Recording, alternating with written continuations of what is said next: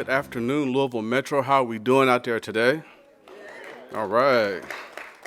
We should be especially excited today because this is a remarkable event that we're going to witness here. Today is the ceremonial bill signing of our LGBT small business certification. This is a critical piece of legislation in which we can expand economic opportunities for all of our community members. And so I don't want to belabor this, but my name is Kendall Boyd. I am the Executive Director of the Human Relations Commission, soon to be Chief Equity Officer of Louisville Metro Government. But I'll be emceeing this afternoon. But first, before we have the mayor sign the bill, we wanted to have some of the key players come up and give their spiel on the importance of this legislation. So first, we will have the Metro Council President, Mr. David James, come up.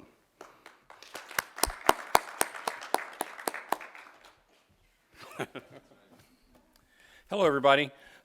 First, I want to say thank you to everybody for being here today. I want to thank everybody that's been involved in this, because when I first heard about it, I thought this is a great thing. Why haven't we thought about this before? And it was because of great leadership that we were able to connect with the right people on the Metro Council, with the mayor's office, and I need to congratulate Councilwoman Jessica Green for her unending pressure to make sure this happened. She spoke to everybody and made sure everybody was on board. And Jessica, you did a great job. Thank you very much.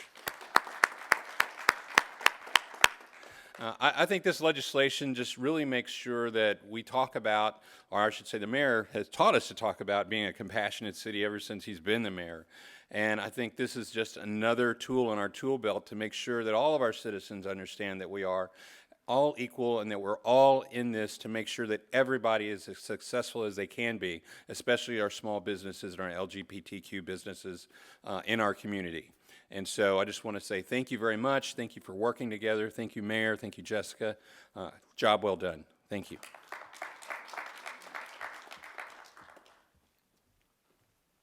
Okay, and speaking of Councilwoman Green, she is our next speaker, Councilwoman Jessica Green. Thank you, everybody, for being here. I am so excited about this piece of legislation. I've been pretty transparent about kind of why I really was excited about it. And I've talked about my 16-and-a-half-year-old son who is gay. And when I think about a world that I want my kids to live in, I want my kids to live in a world where they are not judged by who they love, where they are not judged by the color of their skin, where they are not judged by their gender. And so this piece of legislation really is transformative for this city. I want to publicly thank Kendall Boyd for all of the work that he did on this piece of legislation. He wrote a significant amount of it. I want to also publicly thank DeAndrea Baltimore, who was formerly with the county attorney's office, who worked on this piece of legislation. I want to thank Chris Hartman. I want to thank Civitas. I want to thank the National Center for all of their work. Thank you to my co-sponsors, and thank you to everybody in the city of Louisville. It is a great day to be a Louisvillian, and I'm just happy to be one of you. Thank you.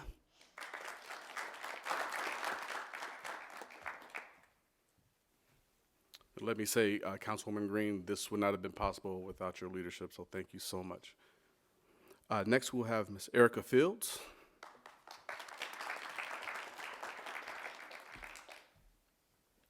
Thank you.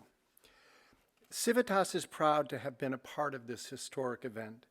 We are proud to see our city of Louisville include LGBT-owned businesses as part of their diverse supplier base. Involving all of the business community in the process of supplying goods and services to the city ensures that citizens from every demographic are represented and can be proud that Louisville acknowledges all of its citizens. The rationale for this ordinance is simple. The city's economy cannot achieve its full potential without the full participation of every citizen of Louisville. Greater diversity among suppliers encourages greater innovation and competition. I would like to thank Mayor Fischer and the City Council for their support of this ordinance, especially Councilwoman Green and Council President David James. It was at one of our first events when we were founded not even a year ago that David James, who was in attendance, said to some of us at Civitas, we need to do something about this. We need to get you included in the city more. And since that event, with help from the National LGBT Chamber of Commerce and members of Civitas, along with everyone from the council and support of the mayor's office, this ordinance is now a reality. And I would like to thank everyone involved.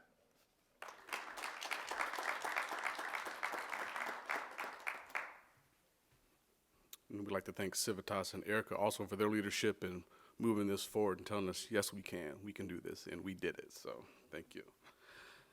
Also, I have Chris Hartman from the Fairness Campaign. Come on up, give me a hug, buddy. I know how you are. We're gonna double bump there. Boom. Give it up for Kendall. We love Kendall. Well, friends, I'm honored to be here. I'm incredibly excited for another first for Louisville. It is almost 21 years and a month to the day since Louisville became the first city in Kentucky and one of the few in the nation and one of the first in the South to pass that historic LGBTQ fairness ordinance. And now, oh, yes, you can applaud that. And thanks to Louisville's leadership, just this month, a week and a half ago, we hit municipality number 19, Cold Spring, Kentucky, with an LGBTQ fairness ordinance. The last time that I was in this chamber to celebrate a first, it was when our great mayor, Greg Fischer, decided to offer domestic partner benefits to city employees long before marriage equality became the law of the land, and many other cities followed that. So thank you for that, Mayor Fischer, as well. This is exactly one of the reasons that Louisville earns that perfect 100% rating on the Human Rights Campaign's Municipal Equality Index. When I first started working with Mayor Fischer's administration, Louisville only had a 66 out of a possible 100 on that HRC MEI, and through just a couple of years of intentional work, we not only got Louisville to be one of the only cities among 3 in the South at the time to have that perfect 100% rating from the HRC, but we have maintained that perfect rating for 5 years running, and that is huge. So this will continue to keep us on the top, to keep us on the cutting edge of LGBTQ rights, equality, and inclusion, and it is exactly the thing that sends a message to LGBTQ families, business owners, workers, everyone, that this is a place where they can come, live, work, play, and be their authentic selves. Thanks again to Kendall Boyd. Thank you to President James. Thank you so much to Councilwoman Green. I don't even see where you went. Oh, there, right in front, of course, and so many others for making this possible, and especially to Mayor Greg Fischer, whose commitment has been unwavering in his advancement of LGBTQ equality. Thank you, Mr. Mayor, and thank you all.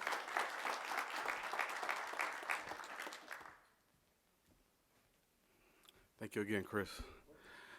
Last but certainly not least, we're going to have Mayor Fischer come up and address us, and he is going to formally sign this legislation into law. So, Mayor Greg Fischer, everybody. Thank you, Kendall. Energy's always a little amped up after Chris is up here, so I appreciate you, brother. But you know this COVID-19 thing is serious when you're not hugging people, so that's the new hug. I appreciate that. We all got to do our part. So first, I want to say tremendous thanks and appreciation for all the sponsors. Councilwoman Green, thank you so much for leading us forward in such an enthusiastic way, and President James, Councilwoman Sexton Smith here as well, Councilwoman Shanklin, Councilman Hollander. Thanks everybody for the team effort on this. All the Metro Council. It is a rare cause that gets a unanimous vote at the Metro Council, and that makes me so happy. Makes me so happy when that happens. So it just tells you how important this is and how far we've come as a city. Chris just said it so well. 21 years ago when the Fairness Ordinance passed in the city. And so hat tip to all the city leaders back in the day where Louisville was proud to be a city that just welcomes everybody from all walks of life, Reg. And all of our Human Relations Commission work is all about that as well, thanks to our many team members and leaders from the HRC over here. That we want the world to know that you are welcome here in our city. And the way that we kept our scorecard on that was, how can we always be at 100% or more on the Human Rights Municipality Equality Index? And so Chris, you were not shy to say when I came into office, look, we're at like 66 on this thing. It's like, that's unacceptable. So we very quickly put into place the type of actions that would get us to 100 and above. And I found out in talking to many of my mayor friends, they are not at 100. So having 100 is a pretty rare accomplishment on this. So great job to everybody to keep this going. A lot of things have happened. Chris mentioned this. Marriage equality is now the law of the land in America. Our friend of our city and my friend Pete Buttigieg, first openly gay man to run for president. And guess what? It's kind of a non-issue. So it really showed you how, as a country, people are opening their minds and their hearts in a way that they should do that. But there's still a lot of progress to make. Even now, and I can tell you with our work with the homeless in particular, there's a lot of young people who wind up on the street because their families refuse to accept who they are. And that is always so heartbreaking to me, to think that somebody that's your own flesh and blood, for whatever reason, whatever baggage you have in your mind, you no longer accept them. And it's just very painful. Now, I've seen also reunifications that take place from moms and dads and kids that have come back to a center point of love with each other, and I can tell you that fills my heart when I see that take place in our community and around the world.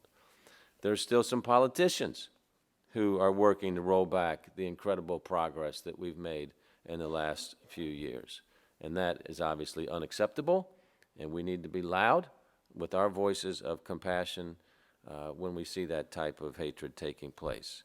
So in Louisville, we really refuse to accept any reversal of our great progress, and we want everybody to know that Louisville is a proudly diverse, compassionate, and welcoming city, and we're proud to stand as allies. I want to thank Erica Fields. You've been amazing throughout this whole progress. You and I started talking about this probably 2 or 3 years ago, I guess, and so we've made just good, steady progress. So to stand here today with you, I want to say that's what a great citizen does. So Erica, thank you so much for stepping up here, okay? We've got an incredible fairness campaign. Chris Hartman is a guy that gives every ounce of energy, of intellect, of stamina. If it's to be done, he's going to be there. And he's going to be there with enthusiasm. The way you motivate people throughout this Commonwealth and throughout this country is really incredible, Chris. So I want to say thank you to you. And the Kentuckiana Pride Foundation, the Louisville Youth Group, and others also really help us quite a bit. So this ordinance is one more way that we live our city value of compassion by working to ensure that people's human potential is flourishing, and that absolutely applies to our LGBT community and our LGBT entrepreneurs. So our small business team at Louisville Forward is here to support you. Mary Ellen Wiederwald is over here representing Louisville Forward. We appreciate you. Our supplier diversity program is designed to open doors and create paths for small businesses and entrepreneurs who might face discrimination in building their companies. And that includes women, people of color, veterans, disabled business owners as well. Here's the bottom line. When you're starting or growing a business, you need all the allies you can get. So it's important that we send that signal throughout our community that we understand that, and we want all of our entrepreneurs to know that they have an ally here in Louisville Metro government. So we're here to do everything we can as government to level the playing field, to create an equitable city, recognizing that not everybody starts off in the same place. So we want to make sure that everybody does start off in the same place by providing some assistance here as government and removing barriers so people can flourish. And that's what this ordinance is all about, and that's what this ordinance makes possible. So I want to again say thank you to everybody. With the stroke of a pen, it is now official.